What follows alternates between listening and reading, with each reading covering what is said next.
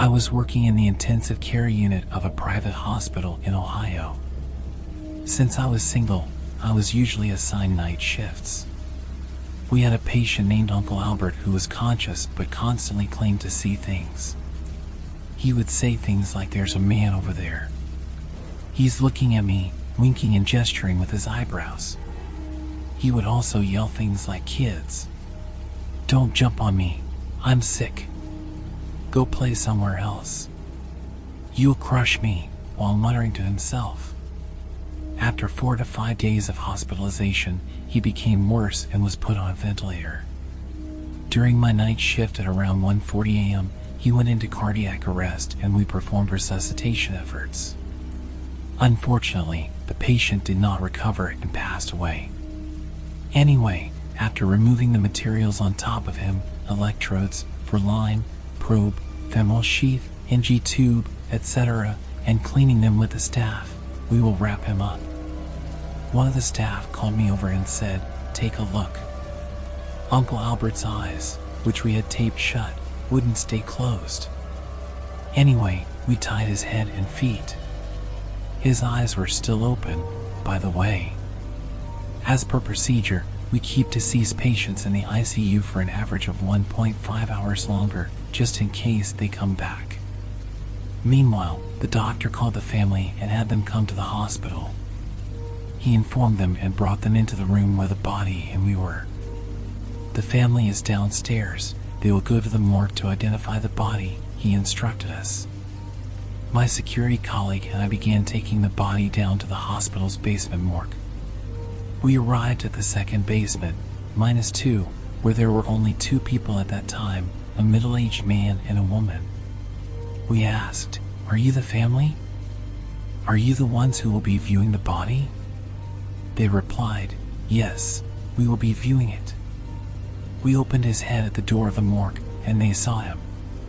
They also tried to close the eyes of the body, but it didn't work. Anyway, we put the body in the morgue cabinet and went back up to the ICU.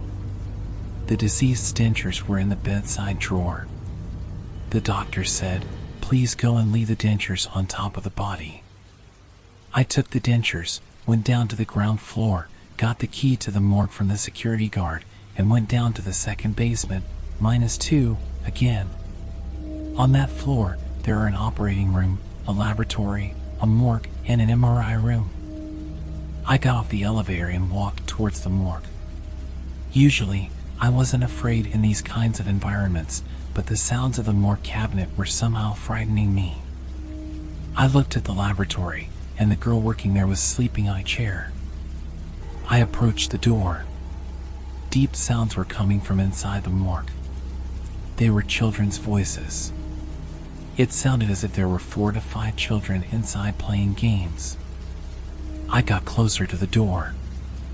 I could really hear children's voices from inside. I opened the door with the key.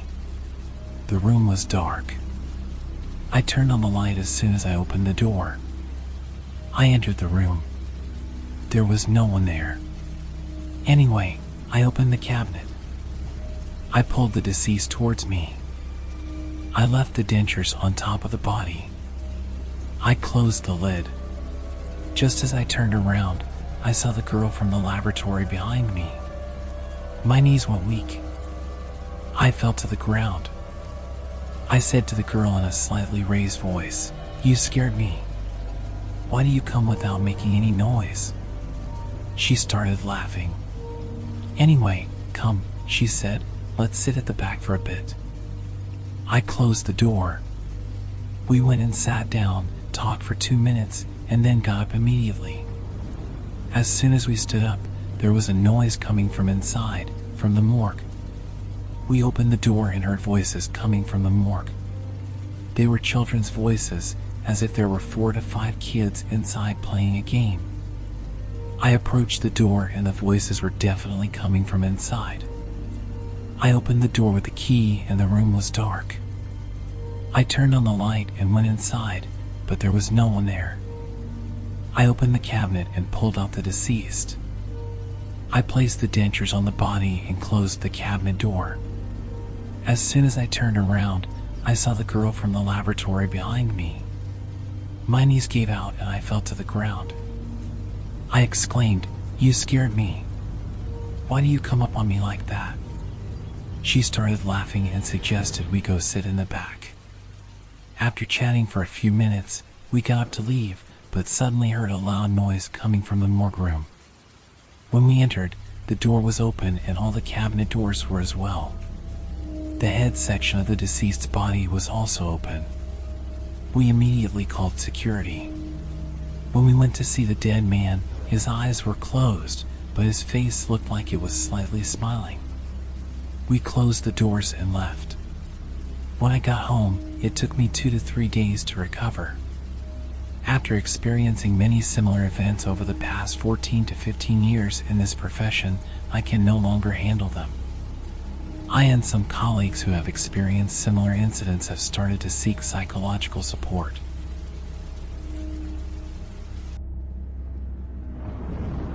I had always been fascinated with death. As a child, I would play with my toy skeletons and pretend to be a doctor performing an autopsy. So when I landed my first job as a morgue attendant, I felt like I had hit the jackpot. I was finally going to be around death every day. The morgue was located in the basement of a hospital, and it was always cold and dimly lit. The walls were made of concrete and the air was thick with the smell of embalming fluid. But I didn't mind. I was living my dream. One night, I was working the night shift alone. As I was closing up shop, I heard a noise coming from the back of the room. It sounded like something was shuffling around. I assumed it was just one of the corpses I had forgotten to put away, so I made my way to the back of the room. But as I got closer, I realized that something was off. The body bags were all still zipped up, and yet there was definitely movement coming from inside them. I tried to tell myself that it was just my imagination, but the shuffling sounds grew louder and more insistent. With a deep breath, I unzipped the closest body bag. And that's when I saw it. The body inside was sitting up, its eyes staring straight ahead. It was a woman I had seen earlier that day, a victim of a hit-and-run accident. Her skin was pale and her lips were blue, but her eyes were open and alert. I stumbled backwards, trying to make sense of what I was seeing. But as I looked around the room, I realized that every single body was sitting up, their eyes trained on me. I tried to scream, but no sound came out. I was frozen in place. And then I felt a cold, bony hand on my shoulder. I spun around, but there was no one there. But the hand was still there, gripping me tightly. I tried to shake it off, but it only tightened its grip. I don't remember much after that. All I know is that when the day shift arrived the next morning, they found me huddled in a corner, muttering to myself. I quit my job that day and I haven't been able to set foot in a morgue since.